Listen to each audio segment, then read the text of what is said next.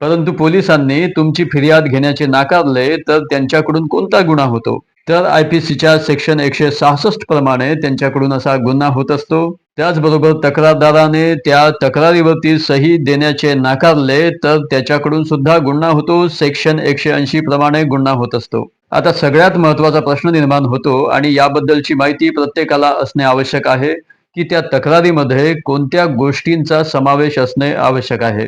तर ती तक्रार देणाऱ्या व्यक्तीचे नाव, वय, धंदा व संपूर्ण पत्ता अत्यंत आवश्यक असतो.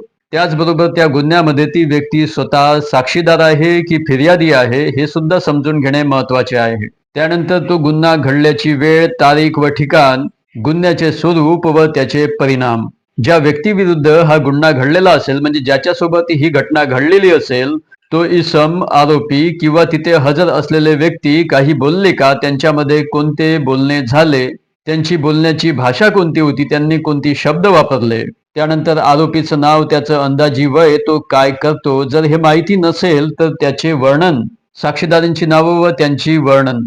जर त्या गुन्ह्यामध्ये दुखापत झाली असेल तर त्याकरिता कोणते हत्यार वापरले व त्याचे वर्णन. आरोपीने जेव्हा हा गुन्हा केला तेव्हा त्याने केलेली कृती. परंतु हा गुन्हा एखाद्या मालमत्तेसंबंधी असेल तर त्या मालमत्तेचे वर्णन, आकार, वजन, त्या मालमत्तेची किंमत. त्याचबरोबर ही तक्रार देण्यास उशीर झाला असेल तर त्या विलंबाची कारणं, त्या उशिराची कारणं. आता एफ-आय-आर कोण व्यक्ती करू शकतो? म्हणजे कोणत्या व्यक्तीकडून ही एफ-आय-आर नोंदवल्या जाऊ शकते?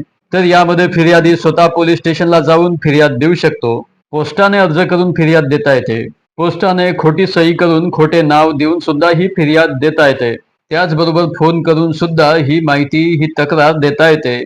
तसेच ऑनलाईन सुद्धा तक्रार करता येते. या व्यतिरिक्त पोलीस स्वतःच्या ज्ञानावरून सुद्धा तक्रार नोंदवू शकतात.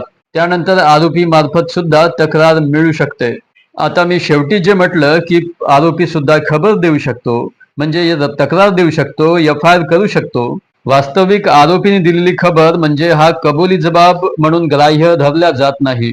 तरी सुद्धा आरोपीने दिलेली तक्रार ही टाकाऊ नसते, अग्राह्य नसते. गुन्हा केल्यानंतर पोलीस स्टेशनमध्ये जाणे व स्वतः निवेदन करणे पोलिसांसमोर हे कायद्यामध्ये ग्राह्य आहे.